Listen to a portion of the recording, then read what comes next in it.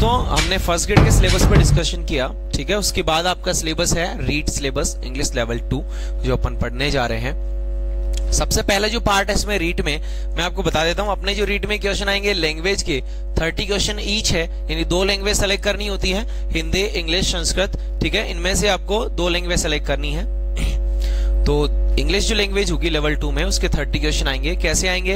Unseen pros passage होगा, उसमें से आपको सिनोनिम्स एंटोनिम्स पे प्रश्न पूछे जा सकते हैं, यानी समानार्थी विलोम शब्द पे प्रश्न पूछे जा सकते हैं, वर्ड फॉर्मेशन करवाया जा सकता है, प्रीफिक्स सफिक्स लगवाए जा सकते हैं। उसके बाद वन वर्ड्स यहाँ आपके पास हो सकते हैं, ठीक है, वाक्यांश के लिए एक शब्द आपका। उसके बाद पार्ट्स ऑफ स्पीच आपको पूरा आएगा, नाउन प्रोनाउन, ठीक है, एडजेक्टिव एडवर्ब डिटर्मिनर्स जो अपने को पढ़ने हैं। उनमें जो है आपका टेंस आ जाएगा, डिटर्मिनर्स आ जाएंगे, डिग्री को चेंज करना, positive to comparative, comparative to superlative, ठीक है। जो डिग्री जो चाहिए उनका कंपैरिजन आएगा। उसके बाद WH क्वेश्चंस का फॉर्मेशन जो होता है, कैसे WH वर्ड बनते हैं वो आएगा। उसके बाद देखेंगे एक्टिव और पैसिव वॉइस यहाँ पे, ठीक है, इनका जो है ट्रांसफॉर्मेशन और सेंटेंसेस आएंगे। और सबसे मेन इंपॉर्टेंट बात है दोस्तों, इसको आपको पढ़ना पड़ेगा, knowledge of sounds and phonetics, जो फोनोलॉजी जो साउंड्स का अपन स्टडी करते हैं लैंग्वेज में, how to pronounce the words और उनको लिखा कैसे जा सकता है, ये सारी चीज अपने को देखनी है। उसके बाद प्रिंसिपल ऑफ टीचिंग इंग्लिश, ये इनके क्या क्या आएंगे अपने पास, मेथड्स हैं, और जो इंग्लिश टीचिंग के जो प्रिंसिपल हैं वो चीज अपने को देखनी है। उसके बाद जो मेथड्स हैं अप्रोचेज है वो आपको देखनी पड़ेगी, ठीक है दोस्तों।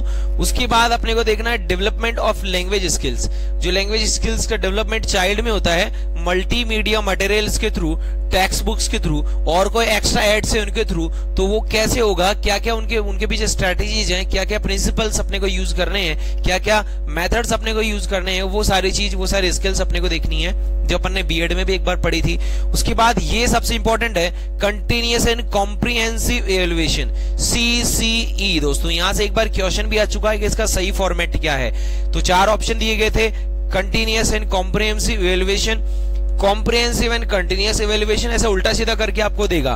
तो आपको ध्यान रखना है CCE में सबसे पहला जो C है उसका मतलब है कॉन्टिन्यूअस, सेकंड C है उसका मतलब है कॉम्प्रिहेंसिव, और थर्ड E है उसका मतलब इवैल्यूएशन, ठीक है दोस्तों। तो ये अपना सिलेबस हो गया आपका रीड का, जो सिलेबस अपन कंप्लीट पढ़ेंगे। आगे आ जाते हैं अपन SSC CGL के, और जो CGL के स्टूडेंट्स हैं उनके लिए खुशखबरी है, जून में आपका पेपर होने वाला है CGL का, तो उसके लिए तैयारी स्टार्ट कर दीजिए जोरों शोरों से आप, ठीक है। इंग्लिश का कंप्लीट सिलेबस मैं आपको करवाऊंगा, ग्रामर वोकैबुलरी जो भी होगा सारा कुछ आपको करवाया जाएगा। वोकैबुलरी पार्ट में आपको सेम आपका सिनोनिम एंटोनिम आएंगे, उसके बाद आइटम्स एंड फ्रेजेस आएंगे, वन वर्ड्स आएंगे, स्पेलिंग्स आएंगी, ठीक है। इसका थोड़ा सा ध्यान रखना है, 2 स्पेलिंग्स के क्वेश्चन हर बार आते हैं। मेन आपका CGL में क्लोज टेस्ट कैसे सॉल्व किया जाता है वो सारे तरीके आपको बताई जाएंगे। उसके बाद ग्रामर पार्ट में अपने को क्या क्या करना है, सेंटेंस करेक्शन होगा जिसमें ग्रामर की जो टॉपिक्स हैं वो काम में आएंगे। स्पॉट द एरर यानी स्पॉटिंग एरर्स जो अपने पास टॉपिक है, 4 से 5 जो एरर अपने को दिए जाते हैं वो अपने को सॉल्व करने हैं ग्रामर के रूल्स के थ्रू।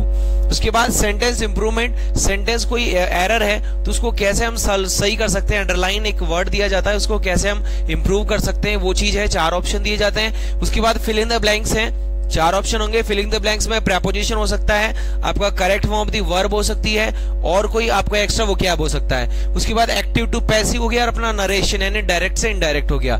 जो मेन है अपना लास्ट वाला पार्ट, इसको अपन अच्छे से पढ़ेंगे, सेंटेंस रीअरेंजमेंट यानी पैरा जंबल्स बोलते हैं इनको। क्या बोलते हैं? पैरा जंबल्स, यानी पूरे एक जंबल्स होते हैं, यानी ऐसे बोल सकते हैं आप, सब जो ऑर्डर में सेंटेंसेस होते हैं उनको सही से अपने को जमाना होता है। अपने को उल्टे सीधे सेंटेंस दिए जाते हैं, उनका एक कंप्लीट पैराग्राफ बनाना होता है, उसको पैरा जंबल्स बोलते हैं। पैराग्राफ कहां से स्टार्ट होगा कहां एंड होगा वो सारी चीज अपन सीखेंगे।